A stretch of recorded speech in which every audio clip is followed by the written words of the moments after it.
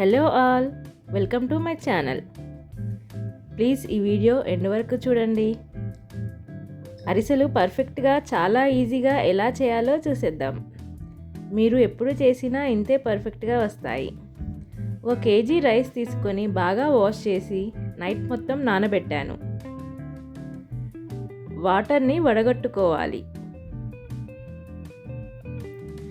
ఆ తర్వాత పిండి గిన్నెలో బియ్యం పట్టించుకోండి.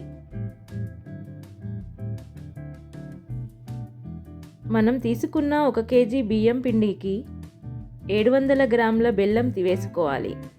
పాకానికి ఒక మందంపాటి గిన్నెని తీసుకొని ఇందులో దంచుకున్న బెల్లాన్ని తీసుకోవాలి. అందులో కొన్ని వాటర్ పోసుకొని పాకాన్ని ప్రిపేర్ చేయాలి. బెల్లం మొత్తం కరిగిపోయింది. పాకం మరుగుతుంటే ఒక ప్లేట్లో వాటర్ పోసుకొని పాకం వచ్చిందో లేదో చెక్ చేసుకోవాలి. ఇలా ముద్ద కట్టుకోవాలి. అప్పుడే పాకం వచ్చినట్టు. మరీ ముదురు పాకం కూడా చేయొద్దు, అరిసెలు గట్టిగా వస్తాయి. అందులో 2 స్పూన్ల నెయ్యి, ఇలాచీ పౌడర్ వేసుకోవాలి. ఇందులో తడి బియ్యం పిండి వేస్తూ మరోవైపుతూ కలుపుతూ ఉండాలి. పిండి ముద్దలు కట్టకుండా బాగా కలుపుకోవాలి.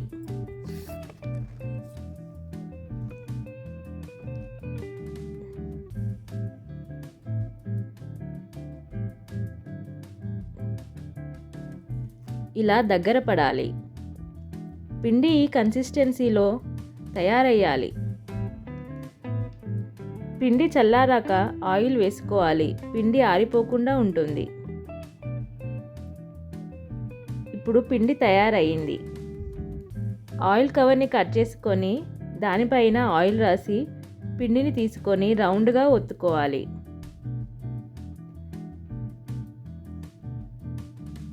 అరిసెలు వేడివేడి నూనెలో వేసుకోవాలి. ఎంబడే మనము గంటె పెట్టుకోవద్దు, దానంతట అదే అది పైనకి వస్తుంది అరిసె.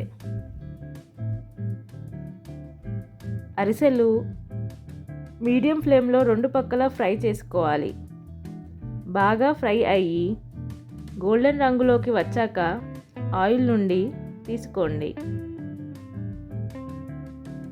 ఇదే విధంగా పిండి మొత్తం అరిసెల్లో చేస్తూ ఫ్రై చేస్తే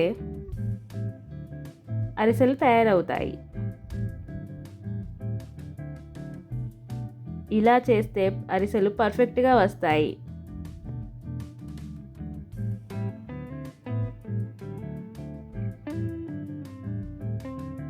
మీకు అరిసెల రెసిపీ నచ్చినట్లయితే లైక్, షేర్ అండ్ కామెంట్ చేయండి.